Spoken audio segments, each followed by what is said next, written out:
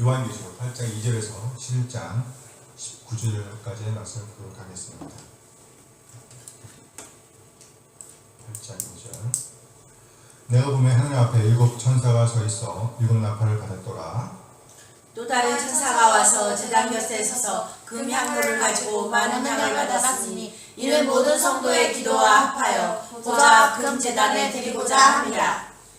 당연히 성도의 기도와 함께 천사의 손으로부터 하늘 앞으로 올라가는지라. 천사가 향로를 가지고 제단에 불을 담아다가 땅에 쏟으매 우레와 음성과 번개와 지진이 나더라. 7 나팔을 가진 7 천사가 나팔 불기를 준비하더라. 첫째 천사가 나팔을 불니 피섞인 음악과 불이 나와서 땅에 쏟아지매 땅의 3분의 1이 타버리고 속의 3분의 1도 타버리고 각종 푸른 풀도 타버렸더라. 둘째 천사가 나팔을 부니 불부는 큰 산과 같은 것이 바다에 던져지매 바다의 3분의 1이 피가 되고 바다 가운데 생명가진 피조물들의 3분의 1이 죽고 배들의 3분의 1이 깨지더라. 셋째 천사가 나팔을 부니 횃불같이 타는 큰 별이 하늘에서 떨어져 강들의 3분의 1과 여러 물샘에 떨어지니 이 별 이름은 쓴술이라. 물의 3분의 1이 쓴술이 되매 그 물이 쓴물이 되므로 많은 사람이 죽더라.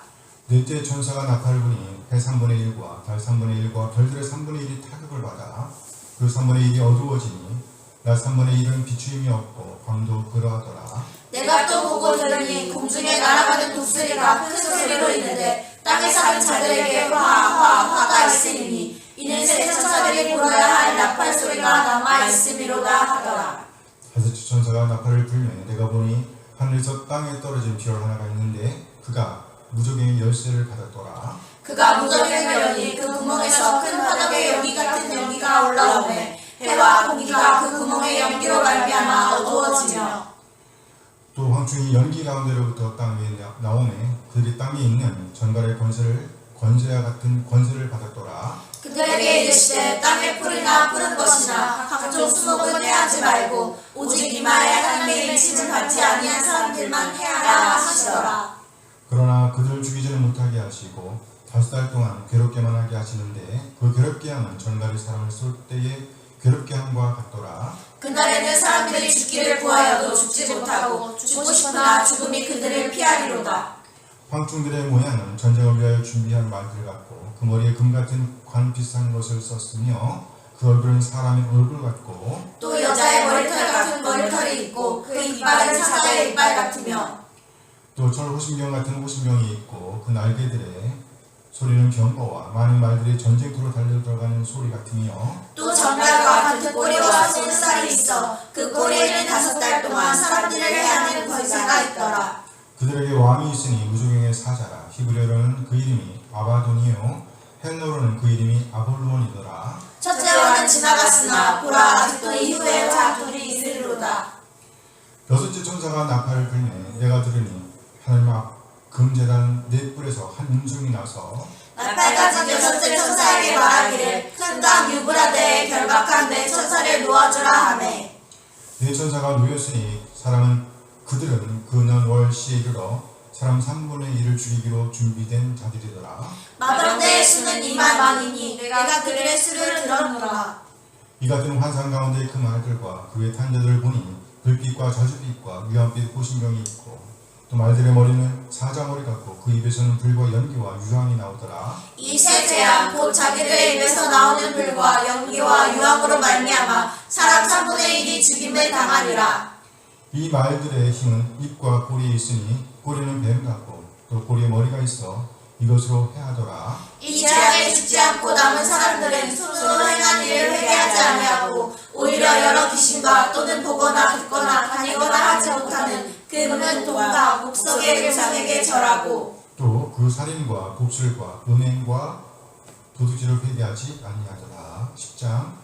내가 또 보니 힘센 다른 천사가 구름을 입고 하늘에서 내려오는데 그 머리 위에 무지개가 있고 그 얼굴은 해 같고 그 발은 불기둥 같으며 그 손에는 편호의 작은 두루마리를 들고 그 오른발은 바다를 밟고 왼발은 땅을 밟고 사자가 부르짖는 것 같이 큰 소리로 외치니 그가 외칠 때에 7 우레가 그 소리를 내어 말하더라. 7 우레가 말을 할 때 내가 기록하려고 하다가 곧 들으니 하늘에서 소리가 나서 말하기를 7 우레가 말한 것을 인봉하고 기록하지 말라 내가 본 바 바다와 땅을 밟고 서 있는 천사가 하늘을 향하여 오른손을 들고 세세토록 살아계시니 곧 하늘과 그 가운데에 있는 물건이며 땅과 그 가운데에 있는 물건이며 바다와 그 가운데에 있는 물건을 창조하신 이를 가리켜 맹세하여 이르되 지체하지 아니하리니. 일곱째 천사가 소리내는 날 그의 나팔을 불려고 할 때에 하나님이 그의 종 선자들에게 전하신 복음과 같이 하나님의 그 비밀이 이루어지리라 하더라. 하늘에서 나서 내게 들리던 음성이 또 내게 말하여 이르되 내가 가서 바다와 땅을 밟고 서 있는 천사의 손에 펴놓은 두루마리를 가지라 하지로. 내가 천사에게 나아가 작은 두루마리를 달라 한즉 천사가 이르되 갖다 먹어버리라. 네 배에는 쓰나 네 입에는 꿀같이 달리라 하거늘 내가 천사의 손에서 작은 두루마리를 갖다 먹어버리니 내 입에는 꿀같이 나나 먹은 후에 내 배에서는 쓰게 되더라. 그가 내게 말하기를 함께 읽어볼까요? 그가 내게 말하기를 내가 많은 백성과 나라와 방언과 임금에게 다시 예언하여야 하리라 하더라. 11장 또 내게 지팡이 같은 갈대를 주며 말하기를 일어나서 하나님의 성전과 제단과 그 안에서 경배하는 자들을 측량하되 성전 바깥마당을 측량하지 말고 그냥 두라. 이것은 이방인에게 주었은즉 그들이 거룩한 성을 42달 동안 짓밟으리라. 내가 나의 두 증인에게 권세를 주리니 그들이 굵은 베옷을 입고 1260일을 예언하리라. 그들은 이 땅의 주 앞에 서 있는 두 감람나무와 두 촛대니 만일 누구든지 그들을 해하고자 하면 그들의 입에서 불이 나와서 그들의 원수를 삼켜버릴 것이요 누구든지 그들을 해하고자 하면 반드시 그와 같이 죽임을 당하리라. 그들이 권능을 가지고 하늘을 닫아 그 예언을 한 달 동안 비가 오지 못하게 하고 또 권능을 가지고 물을 피로 변하게 하고 아무 때든지 원하는 대로 여러 가지 재앙으로 땅을 치리로다. 그들이 그 증언을 마칠 때에 무중에로부터 올라오는 짐승이 그들과 더불어 전쟁을 일으켜 그들을 이기고 그들을 죽일 터인즉 그들의 시체가 큰 섬 길에 있으리니 그 성은 영적으로 하면 소돔이라고 하고 애굽이라고 하리니 곧 그들의 주께서 십자가에 못 박히신 곳이라. 백성들과 조석과 방언과 나라 중에서 사람들이 그 시체를 사흘 반 동안을 보며 무덤에 장사하지 못하게 하리로다. 이 두 선지자가 땅에 사는 자들을 괴롭게 함으로 땅에 사는 자들이 그들의 죽음을 즐거워하고 기뻐하여 서로 예물을 보내리라 하더라. 3일 반 후에 하나님께로부터 생기가 그들 속에 들어가며 그들이 발로 일어서니 구경하는 자들이 크게 두려워하더라. 하늘로부터 큰 음성이 있어 이리로 올라오라 하며 그들이 듣고 구름을 타고 하늘로 올라가니 그들의 원수들로 구경하더라. 그때 큰 지진이 나서 성 10분의 1이 무너지고 지진에 죽은 사람이 7천이라. 그 남은 자들이 두려워하여 영광을 하늘의 하나님께 돌리더라. 둘째 화는 지나갔으나 보라 셋째 화가 속히 이르는도다. 일곱째 천사가 나팔을 불 때 불매 하늘에 큰 음성들이 나서 이르되 세상 나라가 우리 주와 그의 그리스도의 나라가 되어 그가 세스토로 왕으로 하시리로다 하니 하나님 앞에서 자기 보좌에 앉아있던 24장로가 엎드려 얼굴을 땅에 대고 하나님께 경배하여 이르되 감사하옵나니 옛적에도 계셨고 지금도 계신 주 하나님 그 전능하신 이여 친히 큰 권능을 잡으시고 왕으로 가시도다. 이방들이 분노하며 주의 진노가 내려 죽은 자를 심판하시며 종선자들과 성도들과 또 작은 자든지 큰 자든지 주의 이름을 경외하는 자들에게 상 주시며 또 땅을 망하게 하는 자들을 멸망시킬 때소리라 하더라. 함께 이에 하늘에 있는 하나님의 성전이 열리니 성전 안에 하나님의 언약궤가 보이며 또 번개와 음성들과 우레와 지진과 큰 음악이 있더라. 아멘. 요한계시록 8장 2절에서 16장 19절까지의 말씀입니다. 제목이 뭐예요? 하나님의 은혜는 교회와 증인을 세웁니다. 그래요. 하나님의 은혜는 교회와 증인을 세웁니다. 이런 제목으로 말씀을 나누도록 하겠습니다. 요한계시록의 가장 중요한 주제는 그 예수 그리스도의 계시입니다. 예수 그리스도의 계시입니다. 요한계시록 1장 1절 말씀이에요. 함께 읽어요. 예수 그리스도의 계시라. 이는 하나님이 그에게 계시사 반드시 속히 일어날 일들을 그 종들에게 보이시려고 그의 천사를 그 종 요한에게 보내어 알게 하신 것이라. 요한에게 보내어 알게 하신 것이라. 핵심은 예수 그리스도의 계시라는 말씀이지요. 여기 계시란 뚜껑을 열어서 보여주는 것을 의미하는 거예요. 뚜껑을 열어서 보여주는 것. 따라서 이제 더 이상 비밀이 아니라는 거예요. 열려진 비밀, 알려진 비밀. 그렇죠? 이 계시는 곧 예수 그리스도의 계시입니다. 따라서 뚜껑을 열어서 보여주시는 주체는 누굽니까? 예수 그리스도이십니다. 그렇다면 예수 그리스도께서 여러 보여주셔야 할 것이 있다는 말인데요. 그것은 뭘까요? 반드시 속히 일어날 일들. 그러니까 반드시 속히 일어날 일들을 예수 그리스도께서 열어서 보여주신다는 것입니다. 오늘 본문에서 우리는 그것을 확인할 수 있습니다. 오늘 본문은요, 그것을 가리켜서 작은 두루마리라고 표현하고 있습니다. 그리고 그것을 가져오는 천사를 가리켜서 힘센 다른 천사라고 말씀하고 있습니다. 요한계시록 10장 1절 말씀이에요. 함께 읽어요. 내가 또 보니 힘센 다른 천사가 구름을 입고 하늘에서 내려오는데 그 머리 위에 무지개가 있고 그 얼굴은 해같고 그 발은 불리는 것 같으며. 힘센 다른 천사에 대한 묘사입니다. 그러면서 그 손에 펴놓은 작은 두루마리가 있다고 설명하고 있습니다. 요한계시록 10장 2절 말씀이에요. 그 손에는 펴놓은 작은 두루마리를 들고 그 오른발은 바다를 밟고 왼발은 땅을 밟고. 그렇죠. 나만 급한 줄 알았더니 그 손에는요 펴놓은 작은 두루마리를 들고 그 오른발은 바다를 밟고 왼발은 땅을 밟고. 그 손에는 뭐가 있어요? 펴놓은 작은 두루마리가 있단 말이죠. 그러니까 여기 펴놓은 작은 두루마리가 바로 속히 일어날 일들을 알려주는 예수 그리스도의 계시라는 거예요. 이 두루마리는 예수님께서 하나님께서 그리스도께 예수 그리스도께 주신 것입니다. 요한계시록 1장 1절 말씀 보면 이렇게 나와있죠. 예수 그리스도의 계시라. 이는 하나님이 그에게 주사. 하나님께서 그 예수 그리스도에게 주신 거예요. 그에게는 곧 그리스도를 가리키는 것이요. 그러니까 하나님께서 그리스도께 주셨다는 것입니다. 그리고 하나님께서 이것을 그리스도께 주신 이유는요, 그 종들에게 보여주시기 위함이었습니다. 무엇을요? 반드시 일어날 일들. 그래서 이제 그리스도께서 그것을 천사를 통해 누구에게? 요한에게 보내주십니다. 그의 천사를 그중 요한에게 보내어 알게 하신 것이다. 그러니까 속히 일어날 일들이 그 종들에게 전해지는 과정을 보면 하나님, 예수 그리스도, 천사, 요한 이렇게 되는 거예요. 그러지 사도 요한을 통해서 그 종들이 알게 될 것입니다. 최종 목적지는 그 종들, 곧 하나님의 백성들이지요. 그 종들이 알게 될 일은 무엇인가? 곧 속히 일어날 일들입니다. 오늘 현재 1차 수신자는 소아시아 7교회입니다. 소아시아 7교회. 그렇죠? 에베소, 서머나, 버가모, 두아디라, 사데, 빌라델비아, 라오디게아. 그렇죠? 이 중간에 서머나, 빌라델비아가 책임을 받지 않은 교회죠. 중간에 엉망지창의 교회, 버가모, 사데, 두아디라. 그렇죠? 에베소, 라오디게아. 그건 뭐한 교회? 심지어 라오디게아는 칭찬을 받은 게 하나 더 없단 말이에요. 반면에 에베소 교회는 그래도 진리와 싸워서 이겼다는 그런 경험도 있었어요. 그리고 우리는 요한계시록 2, 3장을 통해서 이 계시편지의 1차 수신자 7교회의 상황이 어떠했는지를 확인해 볼 수 있습니다. 요한계시록을 통해서 보면 그렇죠. 요한계시록 2장 2절을 보면 에베소 교회에는 악한 자들, 자칭 사도라고 주장하는 자들이 있었습니다. 에베소 교회. 그래서 요한계시록 2장 2절 말씀을 함께 읽어볼까요? 내가 내 힘과 수고와 내 인내를 알고 또 악한 자들을 용납하지 아니한 것과 스스로라 내 아는 자들을 시험하여 그의 거짓된 것을 내가 드러낸 것과. 그렇죠. 악한 자들, 그렇죠? 악한 자들을 용납하지 않는 것과. 에베소 교회에 악한 자들이 있었다고 말씀하고 있습니다. 무슨 말이에요? 죄의 지배를 받고 있던 사람들이 있었다는 겁니다.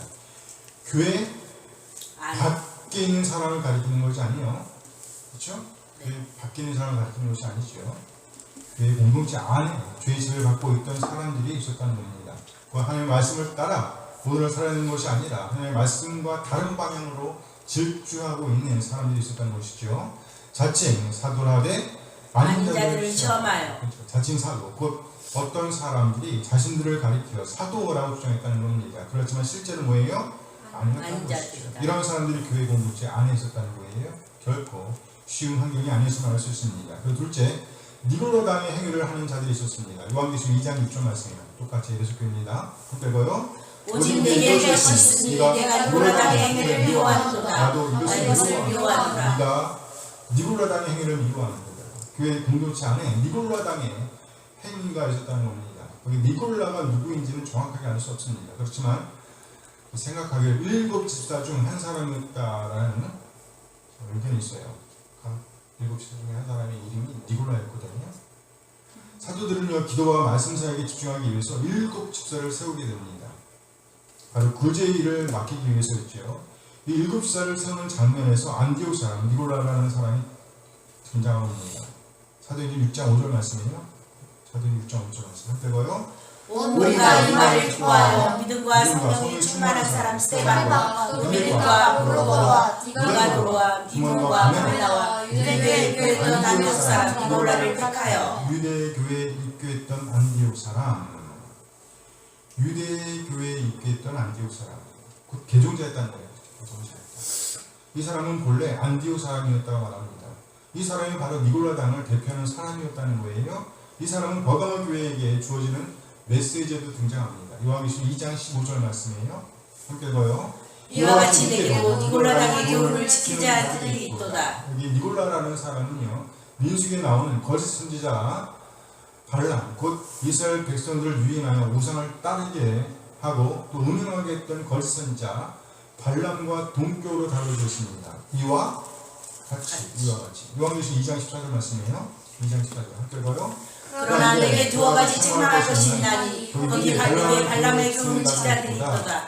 발람이 발락을 가르쳐 이스라엘 자손 앞에 걸림돌을 놓아 우상의 재물을 먹게 하였고 또 행하게 하였느니라. 발람이 발락을 가르쳐 이스라엘 자손을 앞에 걸림돌을 놓아 우상의 재물을 먹게 하였고 또 행하게 하였느니라. 니골라당에 속한 사람들은요 민수기에 나오는 거짓 선지자 발람처럼 무사하게 제사적인 음식을 먹도록 부추겼으며 온갖 부도덕한 행위를 하도록 부추겼다는 겁니다.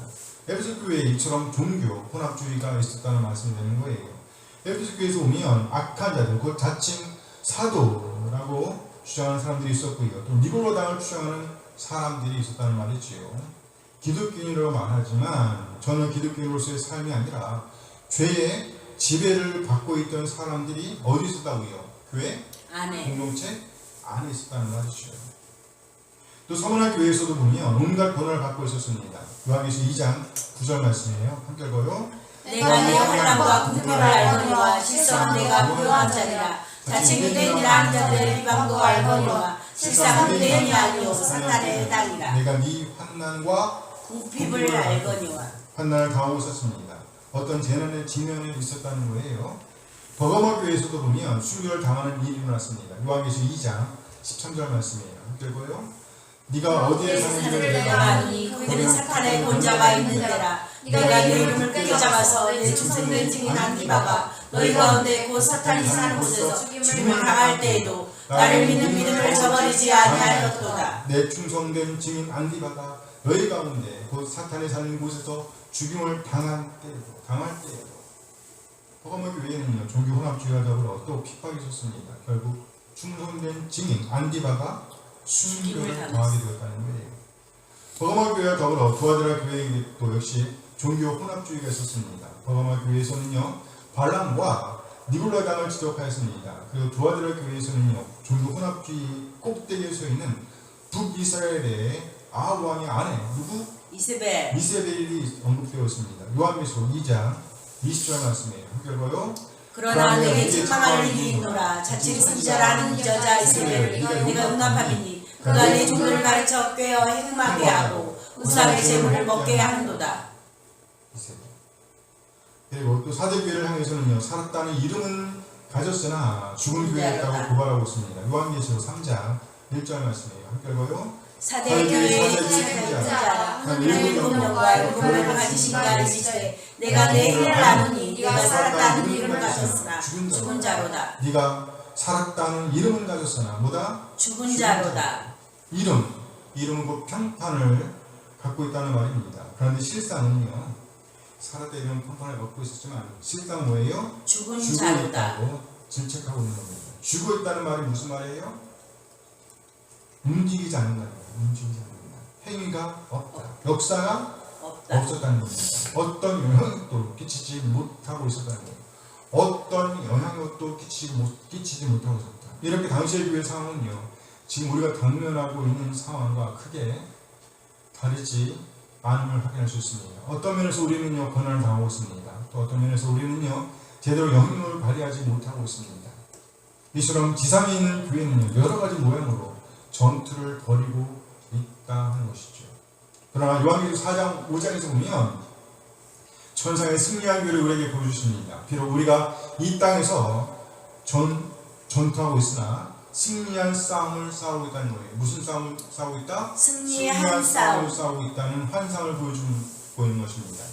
천상의 모습에서 우리는 승리하신 그리스도의 존귀한 모습을 볼 수 있습니다. 그리고 이제 그 그리스도께서 마침내 심판의 계시가 담긴 두루마리의 인을 떼시기 시작하십니다. 그렇게 7개의 인을 떼시자 마침내 그 두루마리가 열립니다. 봉인되었던 두루마리가 뭐예요? 열렸습니다. 우리 이 두루마리가 열려진 장면을 6번째 나팔이 불려진 환상 다음에 확인할 수 있습니다. 요한계시록 10장 2절 말씀이에요. 요한계시록 10장 2절. 2절이에요. 1절이 아니고 2절. 함께 읽어요. 그 손에는 하늘의 작은 두루마리를 들고 그 오른발은 바다를 밟고 왼발은 땅을 밟고 그 손에는 펴낸 작은 두루마리를 들고.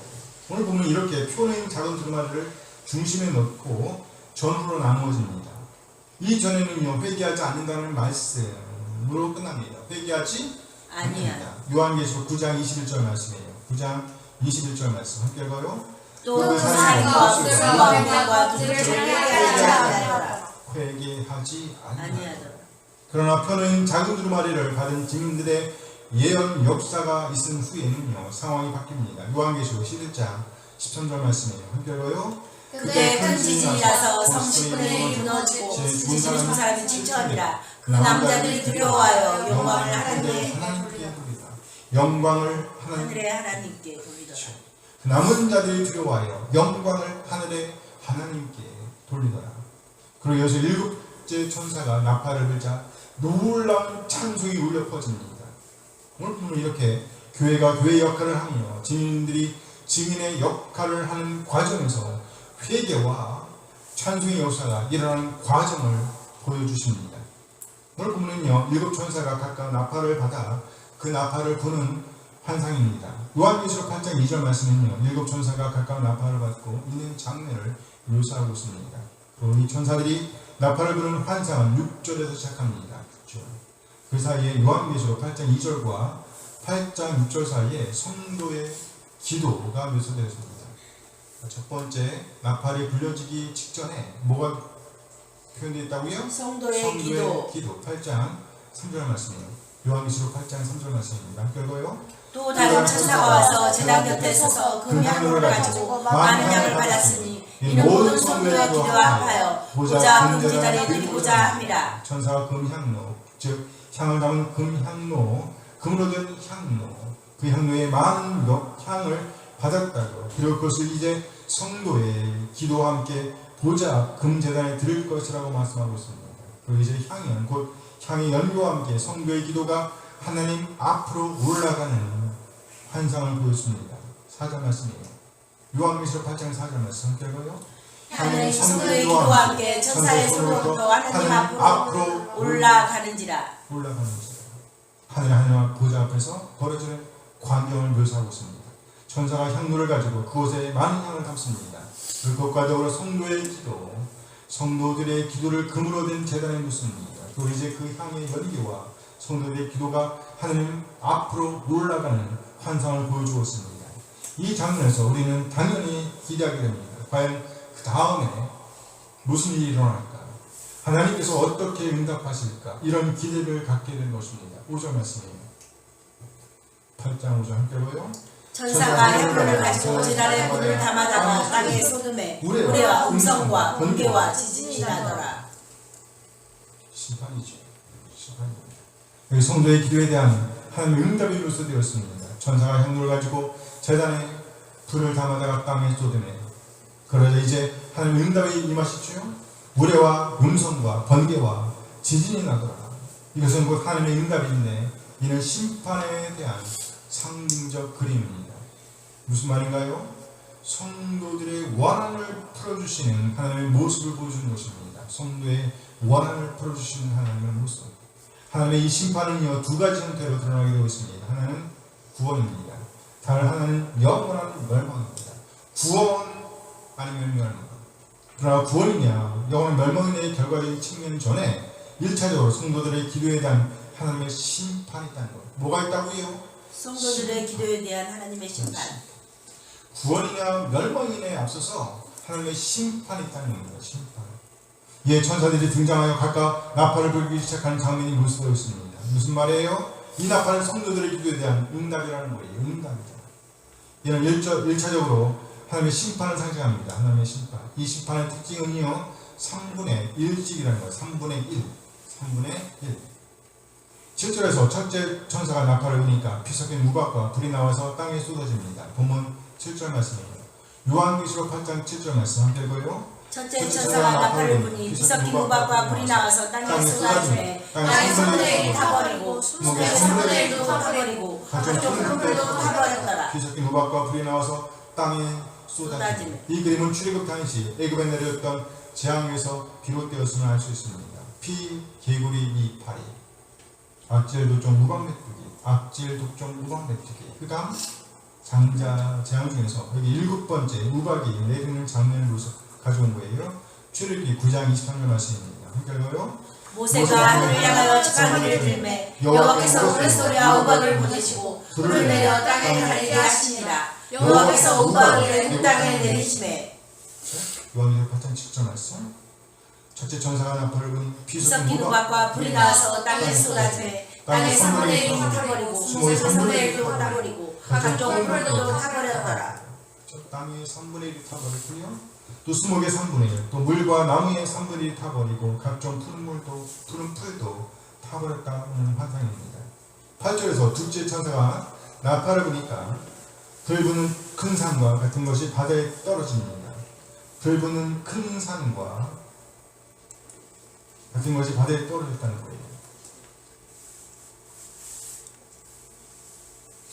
그것이 심판을 상징하는 것이죠. 그러나 들부는 큰 산과 같은 것으로 인해서 바다의 3분의 1이 피가 되지요. 그리고 바다 가운데 생명 가진 피조물들의 3분의 1이 죽고 또 배들의 3분의 1이 깨진다고 묘사하고 있습니다. 10절에 보면 셋째 천사가 나팔을 부니까 횃불같이 타는 큰 별이 하늘에서 떨어집니다. 이것은 하늘에서 떨어지는 운송을 연상하게 합니다. 이 또한 천체의 붕괴를 통한 심판을 상징합니다. 심판이죠. 이 별을 가리켜서 오늘 본문은요, 쓴쑥이라고 말합니다. 쓴쑥. 일종의 은유적인 표현입니다. 무슨 말이에요? 횃불같이 타는 이 큰 별이 그 쑥과 같은 역할을 한다는 거예요. 쑥과 같은 거. 오염시킨다는 거 같죠. 오염시킨다. 이 큰 별로 인해서 물의 3분의 2이 오염되고 그 쑥처럼 쓰게 됩니다. 이 물을 마시면 어떻게 되는가? 사람이 죽는다라고 묘사하고 있습니다. 사람이 어떻게 된다고요? 죽는다. 인체에 해롭다는 거예요. 그리고 12절에서 넷째 천사가 나팔을 부니까 해 3분의 1과 달 3분의 1, 별의 3분의 1이 타격을 받는다라고 묘사하고 있습니다. 타격을 받는다, 치명적인 공격을 받는다는 의미입니다. 해, 달, 별, 우주적인 심판을 의미합니다. 그 결과는 어둠입니다. 출애굽 당시 내려졌던 흑암 재앙이 생각나죠? 온통 어둠이라는 거예요. 그런데 3분의 1이니까 3분의 1이 어두워지고 그래서 낮 3분의 1이 비추임을 얻고 밤도 그랬다는 겁니다. 때를 같이하여 공중에 날아가는 독수리가 땅에 사는 자들에게 화가 있을 것이다 라고 선언하면서 8장이 끝납니다. 무슨 말이에요? 아직까지 세 번의 화가 더 남아있다는 말이죠. 요한계시록 8장 13절 말씀이에요. 함께 읽어요. 내가 또 보고 들으니 공중에 날아가는 독수리가 큰 소리로 이르되 땅에 사는 자들에게 화가 있으니 이는 새 천사들보다 야빨 소리가 남아있음이로다 하더라. 그리고 이제 9장으로 이어집니다.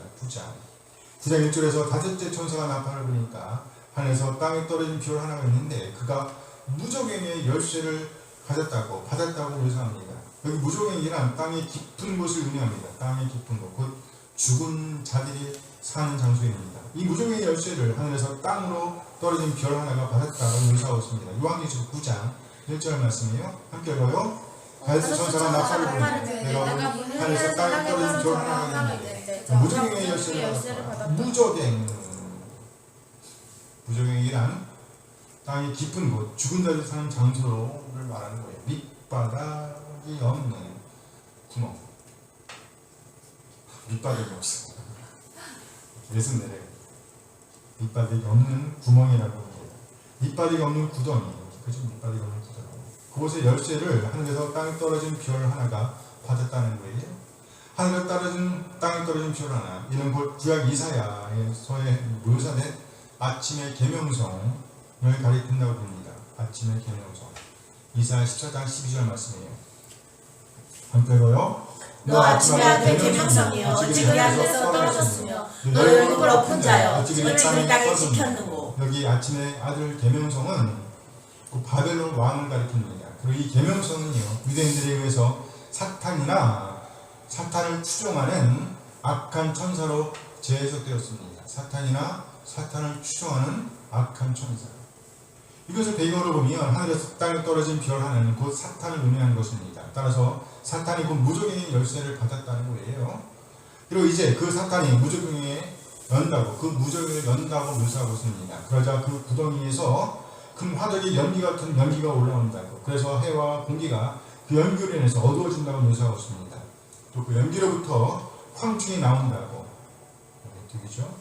그 황충들이 권세를 받되 전갈의 권세와 같은 권세를 받았다고 합니다. 여기 황충은 메뚜기를 가리키는 거예요. 따라서 이 재앙 역시 출애굽 당시 애굽에 내려졌던 10가지 재앙을 연상하게 합니다. 피, 개구리, 이, 파리, 악질, 독종, 우강, 메뚜기, 휘강, 상자. 그런데 요한계시록에서는요 메뚜기는 단순히 곤충이 아닙니다. 사탄의 속성을 가진 일종의 그림원입니다. 사탄의 속성을 가진 그림원. 전갈의 권세와 같은 권세를 소유하고 있는데 여기 전갈이란 본질적으로 인간과 적대적인 관계를 가지고 있다는 거예요. 그러니까 곤충인데 적대적인 관계를 가지고 있단 말이에요. 인간과. 그래서 이제 이 황충들이 명을 받습니다. 요한계시록 9장 4절 말씀입니다. 함께 읽어요. 그들에게 이르시되 땅에 불이나 푸른 것이나 각종 수고는 내하지 말고 오직 이만에 하나님의 믿음을 받지 아니한 자들을 만회하라 하시더라. 이마에 하나님의 이침을 받지 아니한 사람들을 만회하라 하시더라. 이들의 권세는 오로지 이마에 하나님의 이침을 받지 아니한 사람들에게만 해당된다는 거예요. 이들은 누구입니까? 하나님께 속하지 않고 제국의 황제 숭배를 추구하던 사탄을 숨기던 그런 사람들을 가리키는 거죠. 이들의 특징은요 하나님께 속하지 않았다는 거예요. 하나님께 속하지 않았다. 또 사람을 숭배한다는 거예요. 사탄을 숭배한다. 사람을 숭배한다는 것이죠. 그냥 사람이 아니죠. 권세 있는 사람을 섬기기로 했다는 것입니다. 이들이 바로 심판의 대상입니다. 유일하게 이 본문에는요 3분의 1이라는 문구가 없어요. 3분의 1이라는 문구가 없고 대신에 이와 유사한 다른 표현을 사용합니다.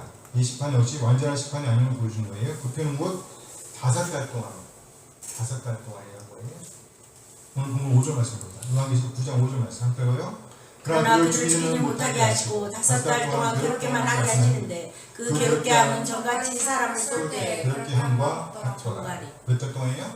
5달 동안 괴롭게만 하게 하는 5달 동안만 생존하는 메뚜기의 생애 주기에 근거하며 견디기 쉽지 않은 괴로움을 의미합니다.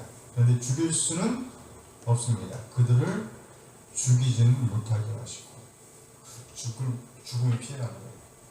고통이 심하여 죽고 싶어도 마음대로 죽을 수 없는 것도 심판입니다. 하나님의 인을 맞지 아니한 자들, 곧 하나님의 백성이 아닌 자들은 그런 고통을 겪는다는 것입니다. 이는 곧 성도들의 기도에 대한 하나님의 응답이라고 할 수 있습니다. 성도들의 기도에 대한 하나님의 응답.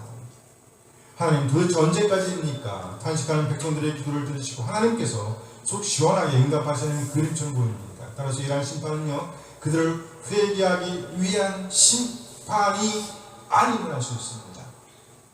이 심판은 그들을 회개로 이끌기 위한 심판이 아니라는 거예요. 전갈이 인간과의 적대적인 관계에 있음을 묘사한다면 여기 메뚜기는요 그 무리들로 볼 수 있습니다. 그 무리들 인간과 적대적인 관계에 있는 많은 무리를 상징한다고 볼 수 있다는 거예요. 다른 말로 군마에 대한 비유라는 것입니다. 군마. 그러니까 황충, 전갈, 군마는요 인간과 적대적인 관계를 보여주는 그림원어입니다. 황충, 전갈, 군마. 7절 말씀입니다. 요한계시록 9장 7절 말씀 함께 읽어요. 황충들에 대한 전쟁자를 준비한 말을 갖고 그 머리에 금과 같은 비슷한 것을 썼으며 그 얼굴을 사람의 얼굴로 갖고 황충, 그 메뚜기는요 군마나 전차에 비유되어 이스라엘을 침공하기 위해 준비된 바벨론 군대의 개념을 가져온 것입니다. 지금 메뚜기, 전갈, 군마는 다 같이 하나님의 심판의 도구입니다. 심판의 도구. 여기 머리에 금 같은 관 비슷한 것을 썼다는 말의 의미는요, 승리의 면류관을 상징합니다. 이는 곧 메뚜기를 통해 그 이마에 하나님의 인을 받지 않은 자들을 심판하시려는 하나님의 목적이 충분히 성취되었음을 보여주는 그림입니다. 그러면서 그 모습이 사람 같다고 말합니다. 사람 같다. 그 얼굴은 사람의 얼굴 같고, 그리고 또 그 머리털은요, 여자의 머리털 같다고 묘사하고 있죠. 8절에서 함께 봐요. 그자의 머리털은 그 여자의 머리털 같은 머리털이 있고 그 이빨은 사자의 이빨 같으며 또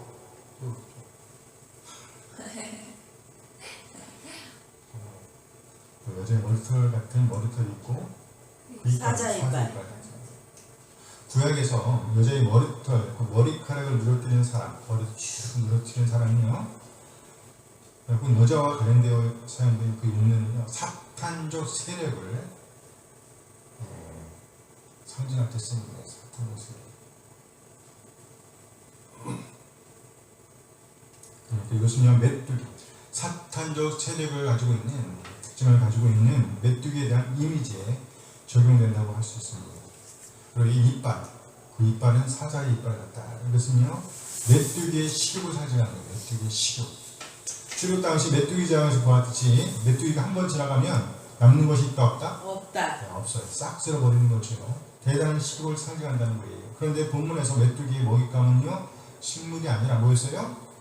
이마에 하나님의 인을 맞지 않은 사람들입니다. 그러나 기한은 정해졌죠? 몇 달 동안? 5달. 그렇죠. 10절 말씀입니다. 함께 읽어요. 또 전갈과 같은 꼬리와 쏘는 살이 있어 그 꼬리는 5달 동안 사람들을 하는 권세가 있더라. 5달 동안, 5살이 아니죠? 5달 동안 사람들을 하는 권세가 있더라. 5달 동안입니다. 이는 메뚜기의 수명과 관련된 표현이라고 써요. 따라서 황중, 곧 메뚜기의 활동 기간은 5달이라는 거예요. 그러면서 그들의 왕을 가리켜서 무적행의 사자, 곧 아바돈 또는요 아볼루온이라고 밝히고 있습니다. 11절 말씀이에요. 9장 11절 함께 읽어요. 그들과 왕이신 무적행의 사자라. 히브리어로는 그 이름이 아바돈이요 헬라어로는 그 이름이 아볼루온이더라. 여기 아볼론이라는 말의 뜻은요, 파괴자라는 뜻이에요. 파괴자. 사탄의 이 파괴자 속성은요, 자기를 추종하는 자들 향합니다. 놀랍잖아요? 사탄이 이 파괴자 속성이 누구를 향한다고요? 자기를 추종하는 사람들을 향한다니까. 이는 곧 자기를 추종하는 자들을 파괴한다. 그렇다면 사탄을 따르는 자들은 누구인가? 속되게 말해 자기 무덤을 파는 자들 되는 거예요. 자기 무덤을 파는 자들 되는 거예요. 이처럼 하나님은요, 파괴자들을 사용해서 이 세상을 심판하십니다. 파괴자를 사용해서 이 세상을 심판하십니다. 13절에서 여섯째 천사가 나팔을 부니까 하나님 앞 금제단 넷불에서 한 음성이 나옵니다. 여기 하나님의 앞 금제단이란 그 성도들의 기도가 올려지는 장소를 가리키죠. 그래서 음성이 나오고 있다는 겁니다. 하나님의 음성입니다. 하나님의 응답이라는 거예요. 그 음성은요, 나팔을 가진 여섯째 천사에게 명하기를 유브라데에 결박한 네 천사를 놓아주라는 것입니다. 14절 말씀이요. 9장 14절 함께 읽어요.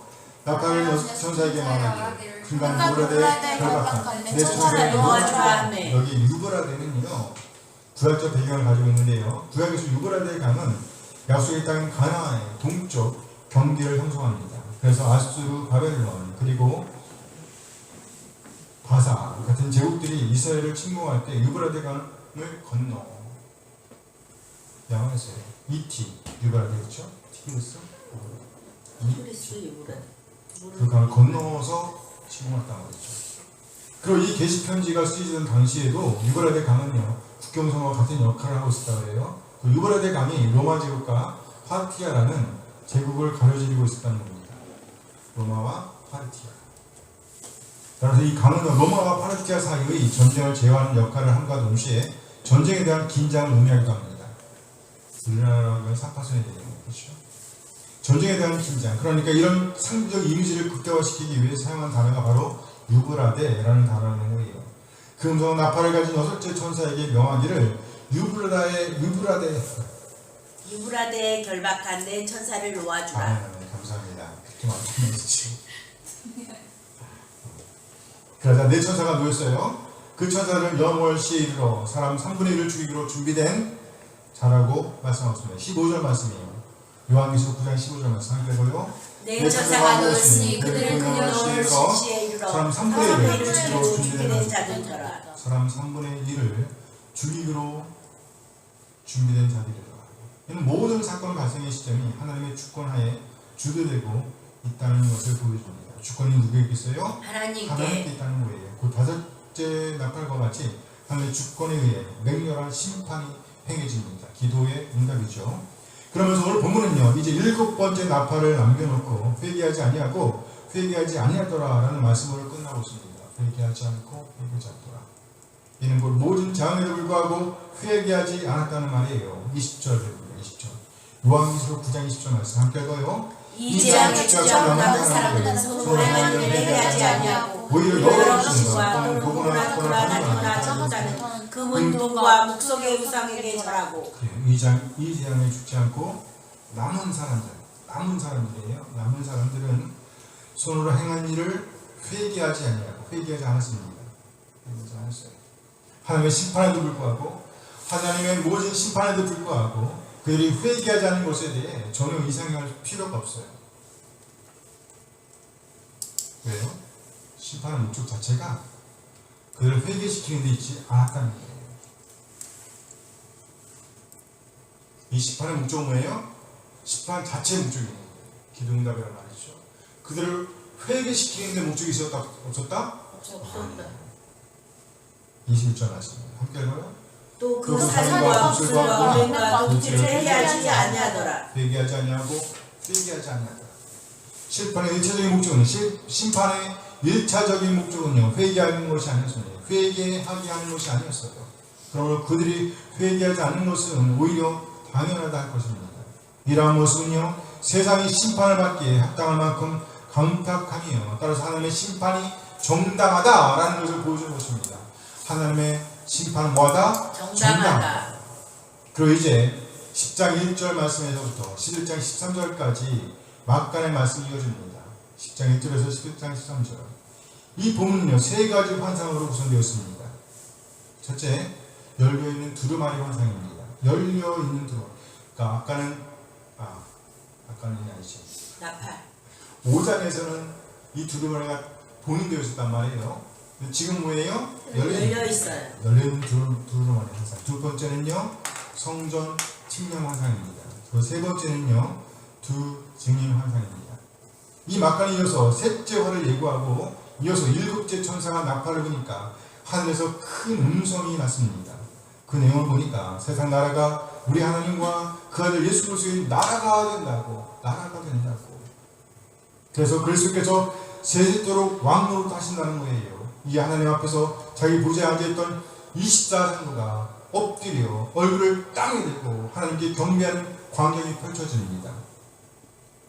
이 환상 다음, 이 세 환상 다음, 하나님께 대한 감사의 찬양이죠. 요한계시록 11장 17절 말씀입니다. 11장 17절 함께 읽어요.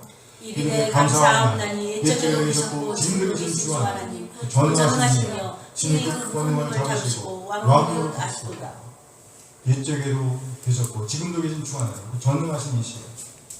옛적에 계시던 하나님께서 이제 오셔서 지금도 계신 주 하나님이라고 고백하고 있습니다. 종말적 하나님 나라를 완성하심으로 전능하심을 나타내신 것을 찬양하는 것입니다. 친히 큰 권능을 잡으시고 왕노릇 하시도다. 이는 곧 세상 나라가 우리 주와 그리스도의 나라가 되었다는 것입니다. 15절 말씀이에요. 15절 함께 읽어요. 7째 천사가 나팔을 불매 하늘에 큰 음성들이 나서 이르되 세상 나라가 우리 주와 그리스도의 나라가 되어 그가 세세토록 왕노릇 하시리로다 하니. 세상 나라가 우리 주와 그의 그리스도의 나라가 되어 그가 세세토록 왕노릇 하시리로다. 이 땅을 다스리게 되는 것은요, 이제 완전한 에덴의 회복이 이루어졌음을 보여주는 것입니다. 하나님은 에덴의 회복을 위하여 이 땅에서 하나님 자신의 통치를 드러내시길 원하셨다는 것입니다. 이어서 하나님을 경외하는 자에게 주어지는 상을 중심에 놓고 심판을 다시 한번 언급하십니다. 18절 말씀이에요. 요한계시록 11장 18절 말씀 함께 읽어요. 이방들이 분노하며 주의 진노가 내려 죽은 자를 심판하시며 종 선지자들과 성도들과 또 작은 자든지 큰 자든지 주의 이름을 경외하는 자들에게 상 주시며 또 땅을 망하게 하는 자들의 멸망시킬 때로소이다 하더라. 첫째, 주의 진노가 내려 죽은 자를 심판하신다라고 말씀하고 있습니다. 둘째, 종 선지자들과 성도들과 작은 자든지 큰 자든지 주의 이름을 경외하는 자들에게 뭐요? 상 주시라고 주시며 말씀하고 있죠. 그리고 셋째, 땅을 망하게 하는 자들을 뭐 한다고요? 멸망시킬 때라고 말씀하고 있습니다. 주목했겠죠. 첫째는 죽은 자를 심판하신다는 겁니다. 둘째는요, 주의 이름을 경외하는 자들에게 상을 주신다는 거예요. 그리고 셋째는요, 땅을 망하게 하는 자들을 멸망시키신다는 것입니다. 곧 하나님의 상 주심을 중심에 놓고 심판하신다는 내용이 있습니다. 여기 상 주심은요, 심판과 대조되는 의미로서 구원을 의미한다고 볼 수 있는 거예요. 이 문맥에서 중요한 초점은 심판입니다. 뭐라고요? 심판. 그러므로 심판이 더욱 강조되는 것으로 볼 수 있습니다. 하나님은 반드시 보응하시는 분이십니다. 보응하시는 분이에요. 그리고 이제 하늘에 있는 하나님의 성전이 열리니까 성전 안에 있는 하나님의 언약궤가 보이고 또 번개와 음성들과 우레와 지진과 큰 우박이 있다고 말씀하고 있습니다. 이렇게 성전이 열리고 언약궤가 보이며 큰 우박으로 일곱 나팔 이야기가 끝납니다. 11장 19절 말씀이에요. 함께 읽어요. 이에 하늘에 있는 하나님의 성전이 열리니 성전 안에 하나님의 언약궤가 보이며 또 번개와 우박과 지진과 큰 우박이 있더라. 이에 하늘에 있는 하나님의 성전이 열리니 아까는 뭐가 열렸어요? 두루마리를 열렸죠? 지금은 성전이 열리는 거예요. 이는 예수님의 재림 때, 곧 미래적 종말의 때에 일어나는 정황을 보여주는 것입니다. 이에 비교와 요한계시록 4장 1절 말씀은요, 예수님의 초림 때 이루어진 환상을 보여줍니다. 요한계시록 4장 1절 말씀이에요. 함께 읽어요. 이 후에 내가 보니 하늘에 열린 문이 있는데 내가 들은 바 처음에 내가 말한 것과 같은 그 음성이 이르되 이리로 올라오라. 그 위에 마땅히 일어날 일들을 내가 네게 보이리라 하시더라. 이 후에 내가 보니 하늘에 열린 문이 있는데, 여기 일 후에라는 문구는요, 이후에라고 번역하는 것이 적합합니다. 왜냐하면 시간적 순서가 아니라 환상의 논리적 순서를 말하고 있기 때문입니다. 1장 이하 3장에서 주어진 환상과의 관계에서 좀 더 발전된 내용을 제공하려는 목적으로 사용되었다는 거예요. 따라서 시간적 순서가 아닌 환상의 논리적 순서로 보아야 한다는 거예요. 이후에 내가 보니 뭐가 있어요? 하늘에 열린 문. 열린 문이 있는데, 이에 하늘에 열린 문입니다. 여기 열린 문은요, 하늘에 열린 문은 예수님의 초림으로 말미암아 이루어진 환상입니다. 그리고 이제 오늘 본문은요, 예수님의 재림의 때에, 곧 미래적 종말의 때에 일어날 정황을 보여주고 있습니다. 다시 한번 19절 말씀을 봐요. 이에 하늘에 있는 하나님의 성전이 열리니 성전 안에 하나님의 언약궤가 보이며 또 번개와 음성들과 우레와 지진과 큰 우박이 있더라. 뭐가 열렸어요? 하늘에? 성전. 하나님의 성전이거든요. 예수님의 초림 때의 형상은 예수님의 재림 때를 대망하게 한다는 점에서 유기적으로 연결되어 있습니다. 뗄 수 없는 관계라는 거죠.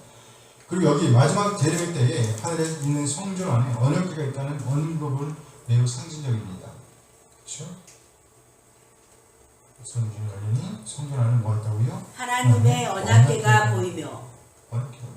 역사에 따르면 바벨론의 느부갓네살 왕에 의해서 솔로몬 성전이 파괴됐을 때에 언약궤가 사라졌다 그래요.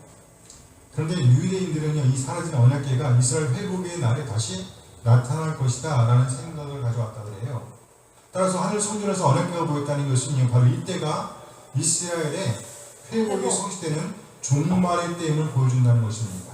이어지는 번개와 천둥과 지진 또한 마지막 종말의 때에 일어날 현상들을 묘사하는 것입니다. 번개와 음성들과 우레와 지진과 큰 우박이 있더라.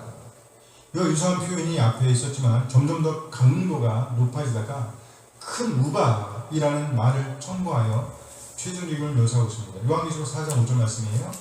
함께 볼까요? 보좌로부터 번개와 음성과 우레소리가 나고 보좌 앞에 켠 등불 7이 있으니 이는 하나님의 일곱 영이라. 번개와 음성과 우레소리를 시작하지요. 번개와 음성과 우레소리. 여기에 지진이 더해집니다. 8장 5절 말씀입니다. 함께 읽어요. 천사가 횃불을 가지고 제단에 불을 담아다가 땅에 쏟음에 우레와 음성과 번개와 지진이 나더라. 그렇죠. 우레와 음성과 번개와 지진이 나더라. 그리고 이제 여기에 큰 우박이 더해집니다. 큰 우박. 요한계시 7장 19절 말씀이죠. 함께 읽어요. 이에 하늘에 있는 하나님의 성전이 열리니 성전 안에 하나님의 언약궤가 보이며 또 번개와 음성들과 우레와 지진과 큰 우박이 있더라.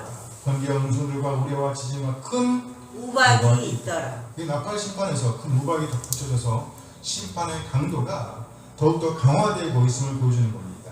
사도 요한은 심판에 대한 기록을 전개해 나가면서 인과 나팔의 관계가 서로 평행적임을 보여줍니다. 하지만 단편적인 평행이 아니라 인보다는 나팔의 나팔 재앙의 강도가, 심판의 강도가 좀 더 강하다라는 것을 점층적으로 보여주는 것, 점층적으로 보여주는 것입니다. 요한계시록이 인 나팔 대접 재앙이 시간적인 순서로 일어난다고 보는 것이 아니라 점진적인 반복으로 강조하는 것이죠. 심판의 점진적인 반복. 그것을 그림으로 표현하면 이렇게 되는 거예요. 점점 커지는 거. 이 사실은 더 커져야 되는 거.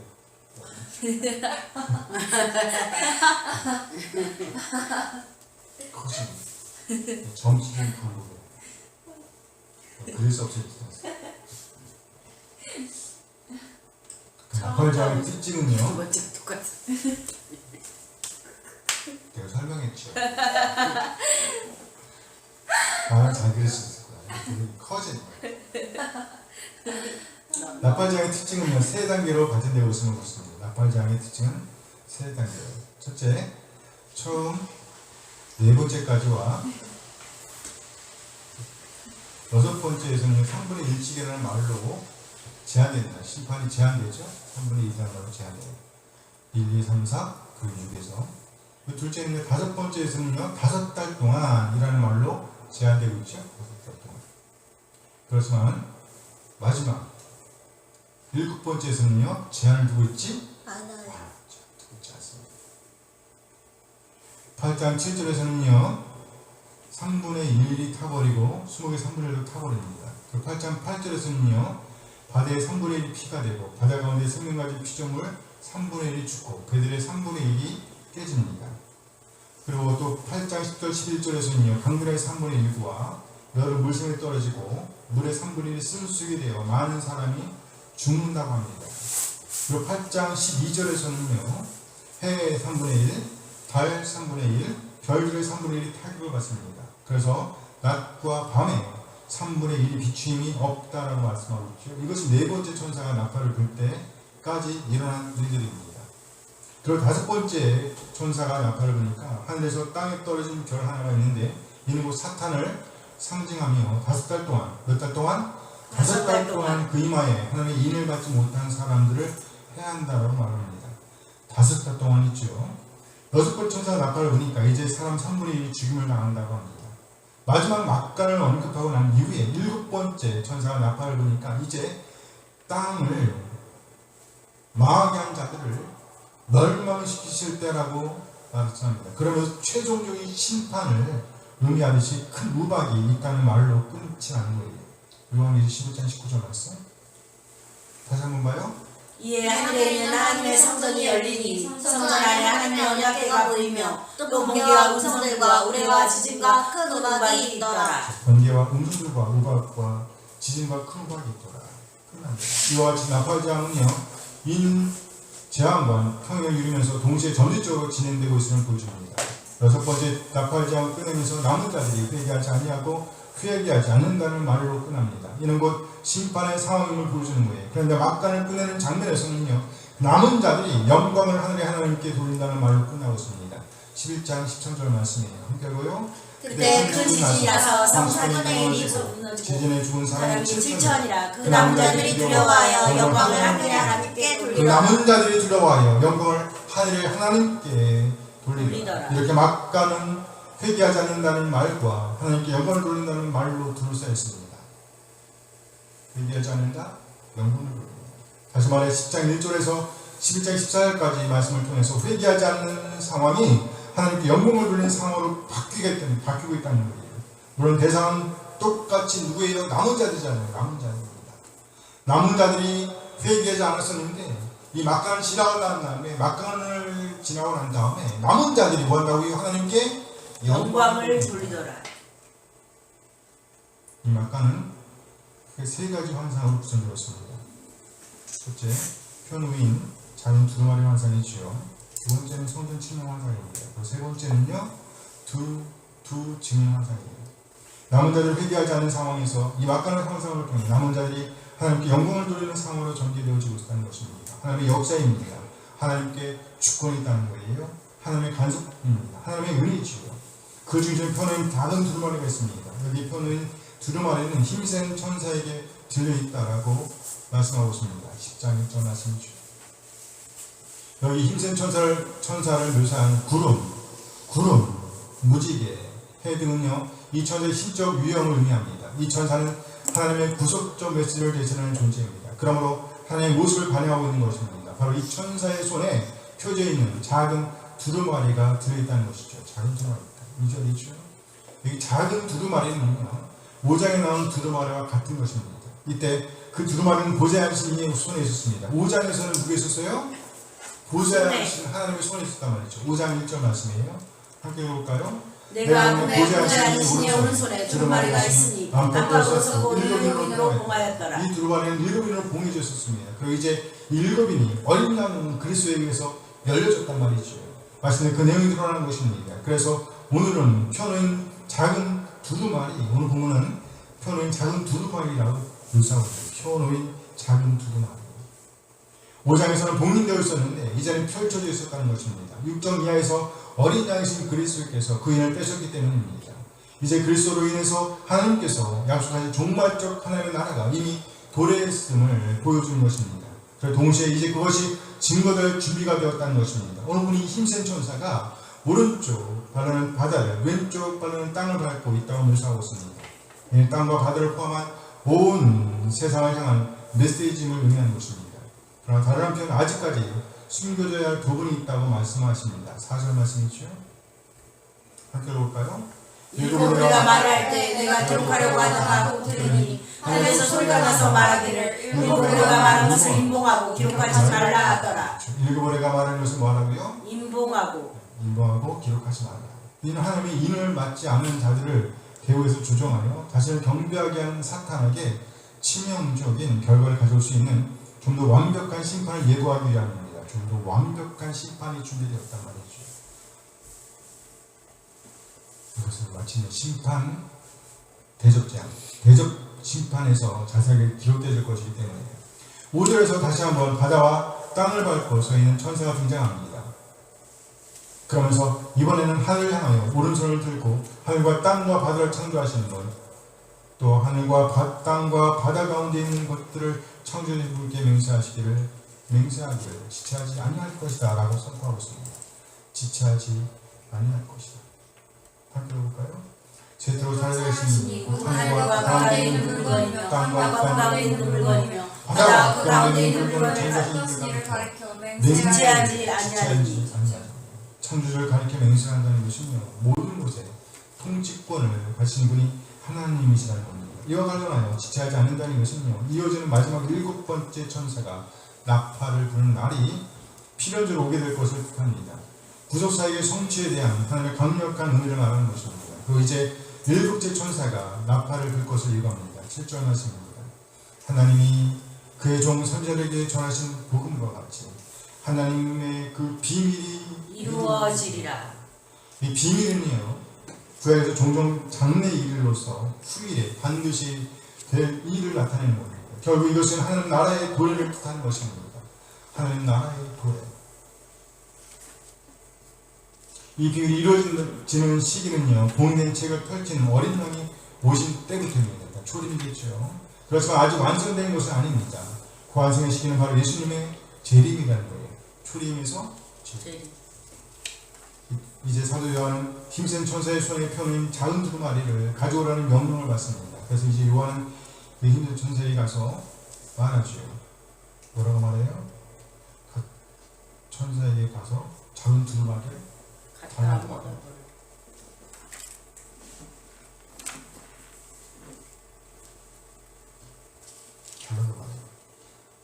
달라고 말하니까 천사가 갖다 보는 거죠.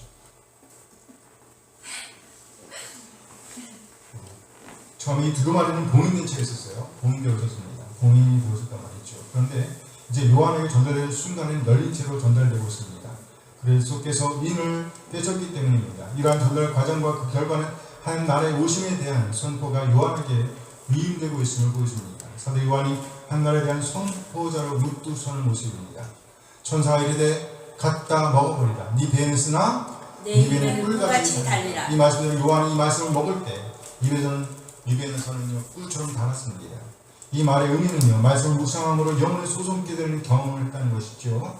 그리고 이것이 배에 들어가서 쓰게 되었다는 의미는요 선지자로서 말씀을 선포하고 행하려고 할 때에 현실적으로 경험할 수밖에 없는 핍박과 심적인 고통을 의미하는 겁니다. 그렇습니다. 하나님의 말씀을 대하는 모든 사람은 이와 같이 이중적인 경험을 하게 됩니다. 이중적인 건 뭐예요? 달콤함, 쓴맛. 이중적인 맛을 하나님의 말씀으로 인한 달콤한 맛을 경험하고요. 그 말씀을 살아내는 것으로 인한 무슨 맛? 쓴 맛을 경험한다는 거죠. 두 가지 맛을 경험한다는 거죠. 11절 말씀 함께 읽어봐요. 그가 말하기를 내가 나와 백성과 나와 백성과 믿음에게 다시 예언하여야 하리라 하더라. 이렇게 쓴맛을 쓴 것이란 말이죠. 다시라는 말은요 요한이 하나님께서 주신 메시지를 또 한 번 전달해야 한다는 것이죠. 요한계시록 2장 3장에서는요 그 메시지를 교회 공동체에 예언했다면 이제는요 그 대상을 바꿔 많은 민족과 나라와 언어와 왕들에게 예언해야 한다는 것입니다. 요한에게 요구되는 예언 사역은요 세상에 속한 많은 백성과 나라와 방언과 인민들을 하나님의 통치 아래로 들어오도록 하는 것입니다. 이렇게 하나님의 은혜는요 인공되었던 두루마리를 열어 보여주심으로 교회를 세우고 증인을 세웁니다. 교회 공동체는 요한에게 주어진 예언 사역을 개설합니다. 교회가 예언 사역을 감당하게 될 때 요한이 경험한 것처럼 단맛과 쓴맛을 경험하게 되는 거예요. 왜냐하면 증인으로서 교회 공동체는 참 증인이신 그리스도께서 가신 길을 따라가기 때문입니다. 그리스도의 길을 따라간단 말이죠. 요한에게 열려진 작은 두루마리를 주셨던 그 힘센 천사가 이번에는 요한에게 갈대를 주면서 성전과 제단과 그 안에서 경배하는 자들을 측량하라고 말씀하십니다. 그렇죠? 이렇게 읽어요. 또 내게 지팡이 같은 갈대를 주는 말하기를 일어나서 하나님의 성전과 제단과 그 안에서 경배하는 자들을 측량하되. 본문은 측량해야 할 부분과 측량하지 말아야 할 부분으로 나뉩니다. 측량할 부분은 곧 성전과 제단과 그 안에서 경배하는 자들이죠. 곧 하나님께서 보호하시는 측면이 있습니다. 그러나 측량하지 말아야 할 부분은요, 그 성전 바깥 마당으로서 이방인들에게 짓밟히도록 하시는 곳입니다. 곧 고난 가운데 있도록 하시겠다는 거예요. 이 두 가지 측면은 교회 공동체에 적용됩니다. 42달은 초림부터 재림까지의 기간을 가리키는 거예요. 초림부터 재림까지. 42달. 그렇죠?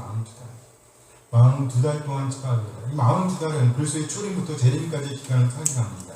이 기간 동안 교회가 존재하는 두 가지 측면은요, 측량하는 부분과 측량하지 말아야 할 부분으로 존재합니다. 이 두 가지 측면은요, 성전의 이미지를 통해 표현되고 있습니다. 또 이 기간은 두 증인이 예언하는 기간이라고 할 수 있습니다. 두 증인이 뭐하는 기간? 예언하는 기간이에요. 예언하는 기간. 3절 말씀입니다. 예언하는 기간. 함께 읽어볼까요? 내가 그 증인에게 권세를 주리니 그들의 모든 되었으리고 1260일에 예언하리라. 1260일. 이게 몇살 1260일은요. 성전 밖 마당이 짓밟히는 42달과 같은 기간입니다. 따라서 두 증인의 예언 사역은요. 성전 마당이 짓밟히는 기간 동안에 이루어지는 것입니다. 두 증인의 길에 고난이 예비되어 있음을 암시하는 거예요. 고난이 예비되어 있다.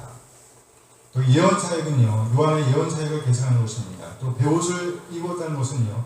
베옷, 것이 있는 것은 이 증인들의 주된 사역이 회개의 사역임을 알게 해줍니다. 이어서 오늘 본문은요, 그 두 증인의 정체를 밝혀주시죠. 두 증인 정체가 뭔가? 함께 읽어요. 그들은 이 땅에 주 앞에 서 있는 두 감람나무와 두 촛대. 그들은 두 감람나무와 두 촛대. 두 증인을 가리키며 이들은요, 두 증인을 가리키는 건데 이들은요, 곧 주 앞에 서 있는 두 감람나무와 두 촛대라고 말씀하십니다. 요한계시록 1장에 보면 별은 교회의 사자죠. 촛대는요, 교회란 말이죠. 촛대는 교회를 가리키는 거예요. 그리고 두 감람나무는 왕 같은 제사장으로서의 교회 공동체를 의미합니다. 교회 공동체. 감람나무는 교회 공동체. 물론 여기 두 감람나무를 성도들과 함께하는 성령님으로 보기도 해요. 성령님. 교회 공동체 또는 성령님. 두 감람나무를 성령으로 볼 경우 두 촛대는 성도와 성도의 공동체를 상징한다고 볼 수 있어요. 두 감람나무는 이들과 함께 하시는 성령님으로 볼 수 있는 거예요. 교회와 교회 공동체와 성령님이 함께. 그렇죠? 어쨌든 두 촛대, 두 감람나무는 두 증인과 밀접하게 관련되어 있음을 알 수 있습니다. 교회를 상징한다는 것은 그렇죠. 교회. 두 증인은 예언해야 할 뭐라는 얘기예요? 교회. 다시 예언해야 할 교회라는 거예요. 하나님의 은혜는 교회를 세웁니다. 그리고 교회가 하는 역할은요, 다시 예언하는 것입니다. 이들은 한편에서는요, 보호하심을 받을 것입니다. 5절 말씀, 11장 5절 말씀 함께 읽어요. 만약 누구든지 그들을 해하고자 하면 그들의 입에서 불이 나와서 그들의 원수를 삼켜버릴 것이요 누구든지 그들을 해하고자 하면 반드시 그와 같이 죽임을 당하리라. 이 말씀은 구약의 엘리야를 생각나게 하는 말씀입니다. 6절 말씀 함께 읽어요. 그들이 권능을 가지고 하는 거다. 그 예언을 하는 날 동안 비가 오지 못하게 하고 또 권능을 가지고 물을 피로를 하게 하고 아무를 주지 원하는 대로 여러 가지 재앙으로 땅을 치리로다. 이 말씀은 또 엘리야와 더불어 누굴 생각나게 해요? 출애굽. 그렇죠. 좋았어. 모세를 생각나게 하시오. 모세. 엘리야와 모세 이 두 인물은요, 두 증인과 연결시키는 것은요, 교회 공동체를 상징하는 두 증인이 구약의 엘리야와 모세로 대표되는 선지적 사역을 계승하고 성취하고 있다는 것을 보여주는 거예요. 동시에 모세와 엘리야가 직면했던 적대세력과의 필연적 관계를 두 증인도 피할 수 있다 없다? 없다. 적대적 세력을 피할 수 없다는 거예요. 쓴 맛이죠. 적대세력과의 필연적 관계는 이런 것 보호와 더불어 다른 편에서는 모든 고난을 겪을 수 있다는 것입니다. 바로 두루마리로 인한 것이죠. 이 두루마리가 입에는 달지만 배에서는 쓰기 때문입니다. 그렇습니다. 증인의 삶은 목숨을 거는 것과 같기 때문에 아주 힘들다는 거예요. 10절 말씀에서 보면 그들이 증언을 마칠 때에 그렇죠.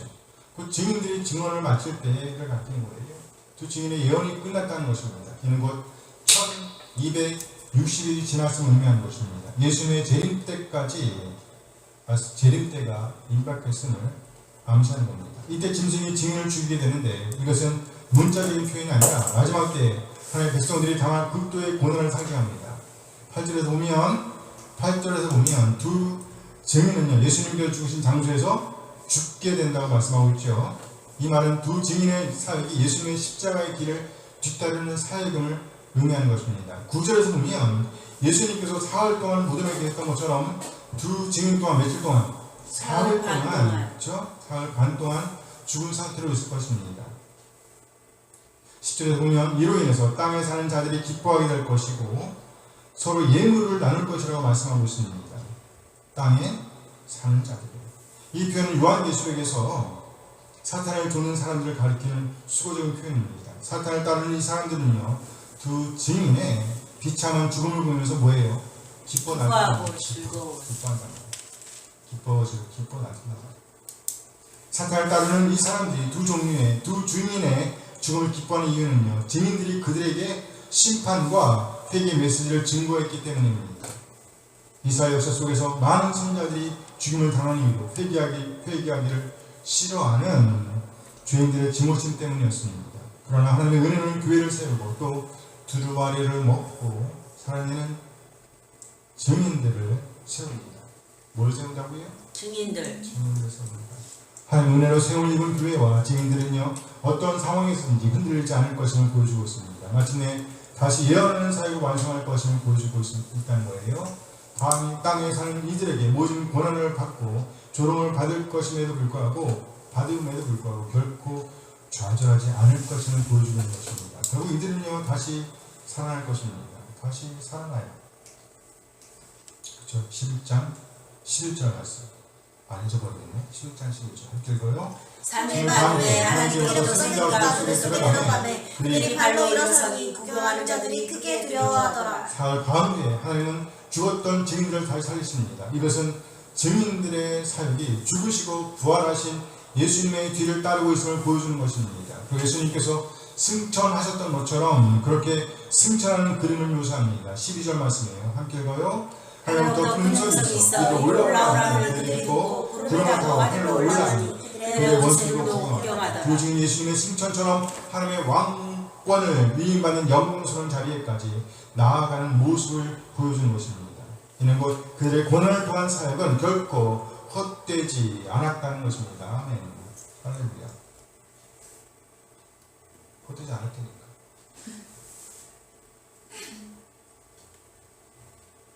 이로 말미암아 놀라운 회개의 역사가 일어나게 된다고 오늘 성경은 말씀하고 있습니다. 이 두 증인의 사이, 세워진 교회의 증인들을 통해서 놀라운 회개의 역사가 일어났단 말이죠. 13절 말씀입니다. 요한계시록 11장 13절 함께 읽어요. 그때 큰 지진이 나서 성 10분의 1이 무너지고 지진의 두 사람이 7절이라. 그 남은 자들이 두려워하여 영광을 하나님께 돌리더라. 그 남은 자들이 두려워하여 영광을 하늘의 하나님께 돌리더라.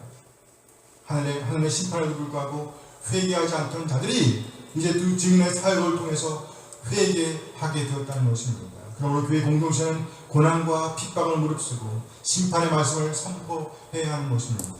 이처럼 오늘 본문은요 두 증인의 사역으로 말미암아 그들의 선포하는 사역으로 말미암아 땅에 사는 자들이 회개하고 하나님께로 돌아온다고 말씀하고 있습니다.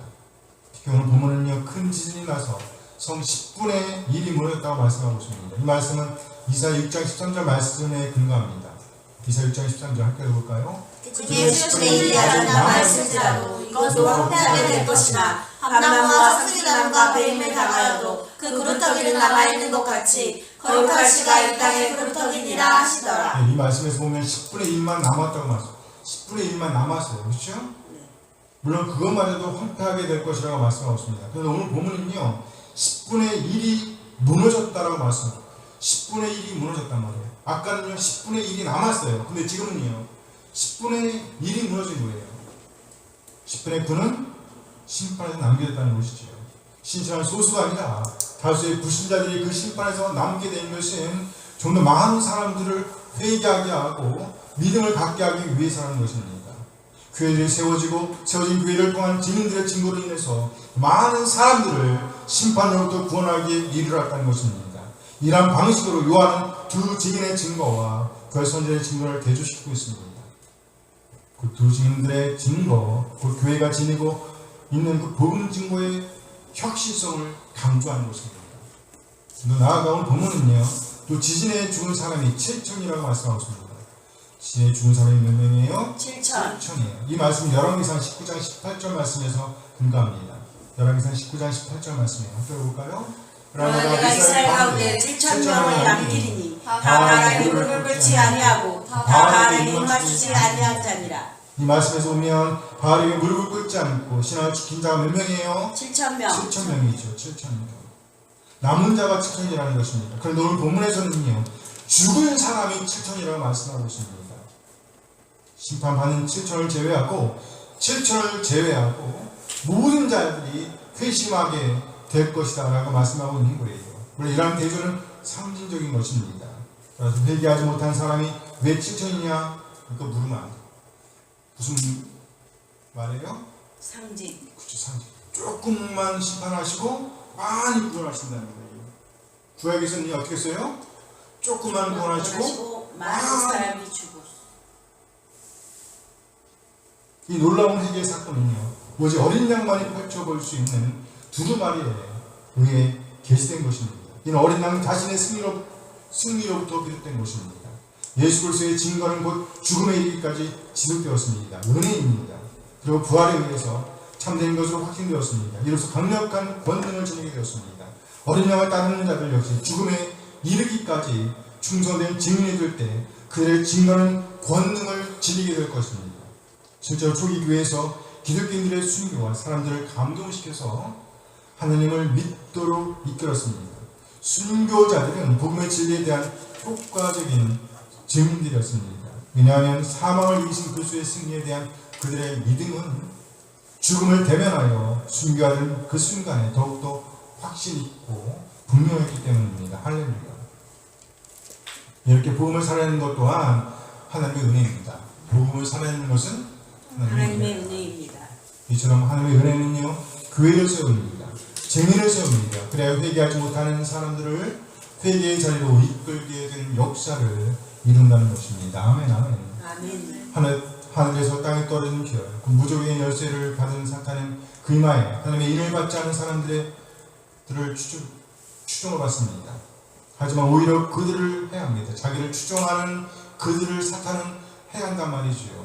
해롭게 한다는 말이에요. 본질상 이롭게 할 수가 없다는 것입니다. 결국 사탄은 자신을 추종하는 그 사람들을 망하게 하고 마침내 사탄 자신도 망하게 될 것임을 보여주는 것입니다. 말 그대로 멸망입니다. 영원한 멸망이지요. 그러나 하나님의 은혜는 회개로 이끕니다. 하나님의 백성으로 거듭나게 합니다. 하나님의 백성으로 세웁니다. 공동체로 세워지게 합니다. 하나님의 은혜는요, 교회와 증인을 세웁니다. 그렇게 세워진 교회와 증인의 사역은 곧 다시 예언하는 것입니다. 다시 예언하는 것입니다. 이 사명을 받게 된 것 또한 놀라운 하나님의 은혜입니다. 하나님의 은혜로 세워진 교회와 증인이 다시 예언할 수 있는 근거는 바로 열려진 작은 뭐예요? 두루마리입니다. 두루마리. 이 두루마리, 하나님의 말씀의 맛을 알고 그 기쁨으로 인해 기꺼이 쓴맛을 즐길 수 있었기 때문이라는 거예요. 이렇게 하나님의 은혜를 경험한 사람들은요, 목숨을 아끼지 않고 1260일 동안 복음을 증거합니다. 증인으로서의 오늘을 살아낸다는 것이지요. 한편에서는 적극적인 보호를 받습니다. 그러나 다른 한편에서는 순교에 직면하게 됩니다. 그 길은 바로 그리스도께서 가신 길이었습니다. 그러면 그 길로 나아간 자는요, 그리스도께서 그러셨던 것처럼 다시 살아납니다. 그리스도께서 그러셨던 것처럼 하늘 보좌로 올려져 갑니다. 그렇게 하나님을 영원롭게 하는 자로 남게 되는 거예요. 우리 한 사람 이 소망 가운데 복음의 증인으로서의 오늘을 살아내게 되길 소원합니다. 아멘. 아멘, 아멘. 이 시간 기도하실 때 오늘 메시지 제목을 먼저 기억해 주시기 바랍니다. 하나님의 은혜는 뭐라고 했어요? 교회와 증인을 세웁니다. 하나님의 은혜는 교회와 증인을 세웁니다. 그리고 이렇게 세워진 교회와 증인은요, 다시 예언하는 사역을 감당하게 될 것입니다. 이 또한 하나님의 은혜지요. 아멘. 이 시간 기도하실 때 하나님의 은혜 안에 세워진 자로서 증인의 삶을 살아낼 수 있도록 하나님의 말씀을 먹게 하소서. 하나님의 말씀을 먹게 하소서. 그 맛을 알게 하소서. 단맛을 경험하고 기쁨으로 복음에 증인되는 삶, 그 쓴맛을 감당하게 하소서. 이라는 말씀을 생각하시면서 기도하기 시작했습니다. 잠시 말씀을 생각하시면서 기도하기 시작했습니다. 기도하시겠습니다. 하나님 그 놀라운 사랑과 은혜 인도하심에 감사드립니다. 우리 한 사람 오늘 받은 말씀에 응답하여 하나님께서 열어주신 이 말씀으로 오늘을 살아내게 인도하여 주옵소서. 말씀의 단맛을 경험하게 하옵소서. 그의 말씀의 쓴맛을 감당하게 하옵소서. 곧 참 증인으로서의 오늘을 살아내게 인도하여 주시옵소서. 우리 주 예수 그리스도 이름으로 기도합니다. 아멘.